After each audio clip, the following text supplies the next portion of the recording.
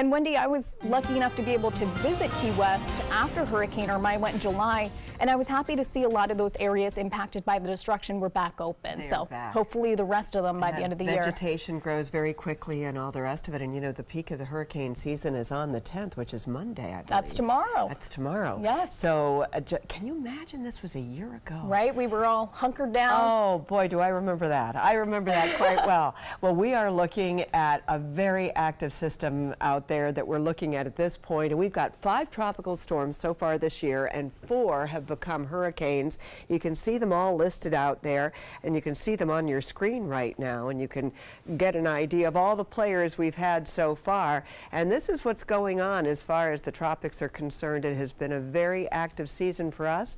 At least in the last month or last couple of weeks, we've been watching these systems breaking out here in the Atlantic, and now we have a new area of disturbed weather, and that's down here around the Yucatan Peninsula. Do you remember yesterday it was up here around the Bermuda area? Now it's down here just to the south of the Yucatan Peninsula. It's moving towards the northwest and is expected to move into the Gulf of Mexico. That's something that we'll be keeping our eyes on. And then of course here is Florence, and here is Isaac and Helene. Those are the players right now that we're dealing with, and of course the one that we're really concentrating on right now is Florence. And Florence is moving towards the west, is expected to become a major hurricane tomorrow, and that means 120-mile-per-hour winds.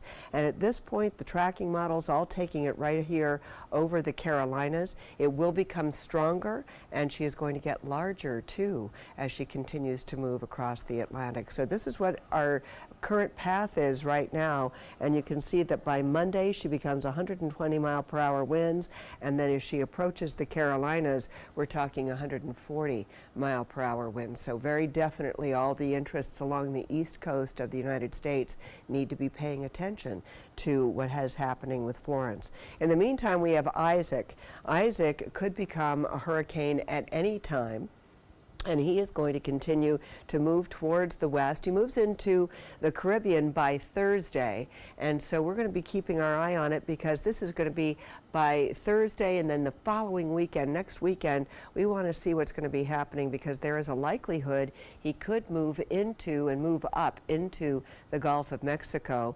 A lot is going to depend on what happens with Florence as to the interaction there as far as Cuba is concerned, whether there could be some weakening and maybe even some disorganization.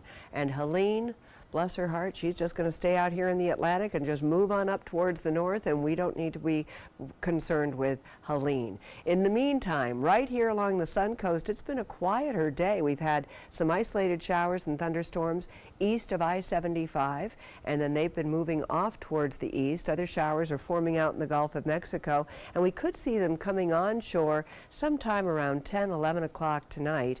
In the meantime, these thunderstorms are going to continue to move off towards the east, and you can see all of this wet weather moves towards the east coast throughout the nighttime hours, and then we've got these showers coming on through, and by around 11 o'clock, 12 o'clock, they're going to be moving onshore and dissipating as they do so. Right now, temperatures are in the 80s just about everywhere you go, and because we haven't had the rain, things have really not cooled off all that much for us. You can see where the places are that are getting rain are in the 70s right now. 87 was our daytime high today, and if you're heading off to the beach for tomorrow, winds will be out of the southwest at 10 knots, seas 1 to 2 feet. And we will see some isolated thunderstorms mostly during the morning hours if you're heading off to the beach. And over the next 7 days, we're going to keep those rain chances a little bit lower for Monday and Tuesday, and then we're going to keep them rather steady all the way through Friday. We're going to see those winds shifting around again, so we'll get the afternoon thunderstorms maybe Thursday, Friday, and we will be watching the tropics Saturday and Sunday, so stay tuned. Erica.